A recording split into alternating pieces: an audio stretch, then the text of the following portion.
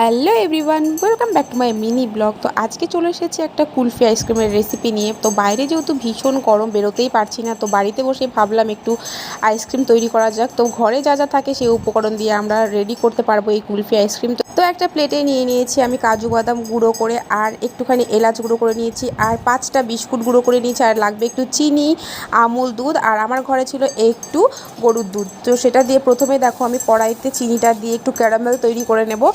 দেন এটার মধ্যে জল ঢেলে দেবো, জল মানে যতটা লাগবে পরিমাণ মতো। তারপরে বিস্কুটের গুঁড়োটা দিয়ে ভালো করে একটু মানে নাড়িয়ে একটু যখন জেলি জেলি ভাব হবে, যে দেখতেই পাচ্ছ তোমরা স্ট্রাকচারটা কীরকম হয়েছে। দেন এর মধ্যে দিয়ে দিলাম আমি দুধ। তো এটাকে ভালো করে ফুটিয়ে এর মধ্যে দিয়ে দেবো আমি এলাচের গুঁড়ো, আর পরে দিয়ে দেবো গুঁড়ো করা কাজু। দেন এটাকে আরেকটু ভালো করে ফুটিয়ে নেব। ফোটানোর পরে এটাকে নামিয়ে ঠান্ডা করে তারপরে আইসক্রিমের শেপ দেবো। বাকি ভিডিওটা নেক্সট পার্টে আসছে, দেখতে একদমই ভুলো না। Bye bye.